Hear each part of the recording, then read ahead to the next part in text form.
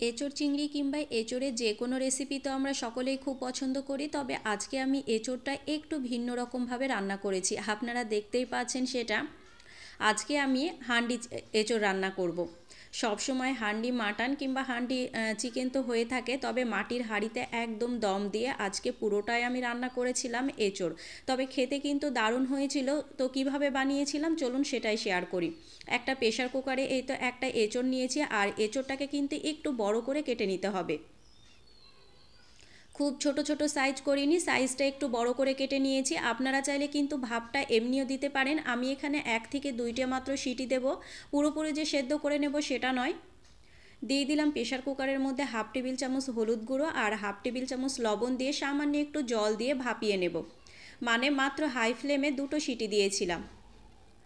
এইদিকে আমার এঁচোড়টা ভাপানো হয়ে গিয়েছে। যেহেতু আমি এঁচোড়ের মধ্যে আলু দেব আর আলুটাকে একটু ভেজে নেব, সেই কারণে একটা এই তো যে হাঁড়িটায় কিন্তু আমি দমে বসাবো সেই হাঁড়িটাতে দিয়ে দিলাম সর্ষের তেল, লবণ হলুদ মাখিয়ে রাখা আলুটাকে ভেজে নেব। অল্প একটু ভেজে নেব, একদম লাল লাল করে ভাজবো না।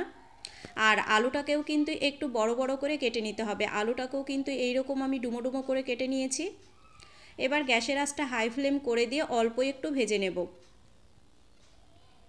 রান্না করা খুবই সহজ, কিন্তু খেতে কিন্তু ভীষণ টেস্টি হয়েছিল। আপনাদের বাড়িতে যদি এই রকম মাটির হাঁড়ি থাকে তাহলে কিন্তু একবার অবশ্যই ট্রাই করতে পারেন।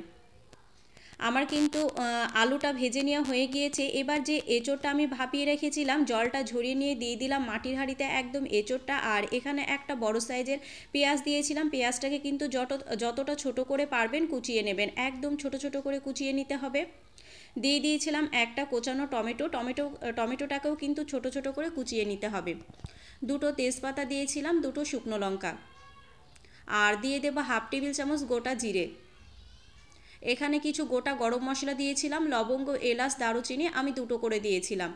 আর দিয়ে দেবো আদা বাটা আর রসুন বাটা দিয়ে দেবো 1/2 টেবিল চামচ। আদা বাটা 1 টেবিল চামচ মতো দিয়েছিলাম, আর রসুন বাটা 1/2 টেবিল চামচ, জিরের গুঁড়ো 1/2 টেবিল চামচ, আর ধনিয়া গুঁড়ো 1/2 টেবিল চামচ। এখানে লঙ্কার গুঁড়োটা আমি দিয়েছিলাম 1 টেবিল চামচ, আর কাশ্মীরি লঙ্কার গুঁড়ো দিয়েছিলাম 1 টেবিল চামচ। ঝালটা আপনাদের পছন্দ মতো দেবেন, আপনারা চাইলে কিন্তু কাঁচা লঙ্কাও দিতে পারেন। যেহেতু আমার আগে থেকে সর্ষের তেল দেওয়া ছিল, আমি পরবর্তীতে আরও একটু তেল দিয়ে দিলাম। টেস্ট অনুযায়ী দিয়ে দেবো লবণ, লবণটা টেস্ট বুঝে দেবেন, যেহেতু আলুটা ভাজার সময় আমার লবণটা দেওয়া হয়েছিল। দিয়ে দিলাম গোটা রসুন 2টো, যেহেতু মানে মাটির হাঁড়িতে এঁচোড়টা রান্না করছি আর দমে দিয়ে, সেই কারণে গোটা রসুন 2টো দিলাম। রসুনটা দিলে কিন্তু খেতে বেশি ভালো লাগে। দিয়ে দিলাম হলুদ। এবার সমস্ত কিছুকে খুব ভালো মতো মিশিয়ে নিতে হবে। যেহেতু আমার মাটির হাঁড়িটা একটু ছোট হয়ে গিয়েছিল তাই মেশানোতে প্রবলেম হচ্ছিল। আপনারা চাইলে কিন্তু আলাদা পাত্রে মিশিয়ে নিয়ে হাঁড়িতে এইভাবে ঢেলে দিতে পারেন, তবে আমি একসঙ্গে সমস্ত কিছুকে মিশিয়ে নিয়েছিলাম। এই তো খুব ভালো মতো মেশানো হয়ে গেলে ওই 1 কাপ মতো দিয়ে দেবো জল। যেহেতু আলুটা আমার সেদ্ধ নেই সেই কারণে আমি জলটা দিয়ে দেবো। এবার মুখটাকে সিল করার জন্য এখানে কিছুটা আমি আটাকে মেখে নিয়েছিলাম। আটাটাকে খুব ভালো মতো মাখিয়ে নিয়ে মাটির হাঁড়ির মুখটাকে খুব ভালো মতো সিল করে দেব, যেন বাষ্পটা একদমই বাইরে বের হয়ে না আসে। খুব ভালো মতো মুখটাকে সিল করে দিয়েছি। আমার কিন্তু দমে বসানো একদম কমপ্লিট হয়ে গিয়েছে।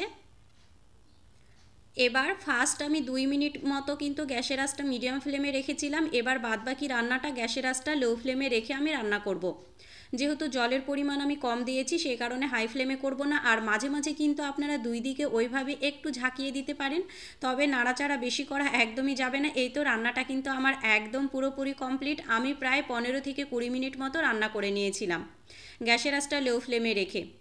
গ্যাসটা বন্ধ করে দিয়ে দেখুন আমি কিন্তু খুব সুন্দর মতো ঢাকনাটা খুলে নিয়েছি। আর দেখুন নিচ দিয়ে কিন্তু একদমই পোড়া লেগে যায়নি। এটা কিন্তু এইরকম একটু শুকনো শুকনো থাকবে। আপনারা যদি একটু গ্রেভি গ্রেভি চান তাহলে কিন্তু সামান্য একটু গরম জল মিশিয়ে দিতে পারেন।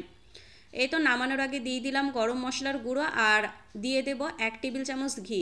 কী যে টেস্টি হয়েছিল, আপনারা না বানিয়ে খেলে বুঝতেই পারবেন না। দেখতেই পারছেন কতটা সুন্দর লাগছে দেখতে। খেতেও কিন্তু ভীষণ ভালো হয়েছিল। গরম গরম ভাত কিংবা রুটির সঙ্গে কিন্তু দারুণ লাগে এই রকম খেতে। আমি প্রথমবার বানালাম। আর আলুটাও কিন্তু খুব সুন্দর মতো সেদ্ধ হয়ে গিয়েছিল। এই তো আমার কিন্তু এঁচোড়ের হাঁডি একদম রেডি হয়ে গিয়েছে। মনে হচ্ছে না এটা কোনো এঁচোড় না, একদম মাটন রান্না করা হয়েছিল। আর স্মেলটাও কিন্তু দারুণ আসছিল।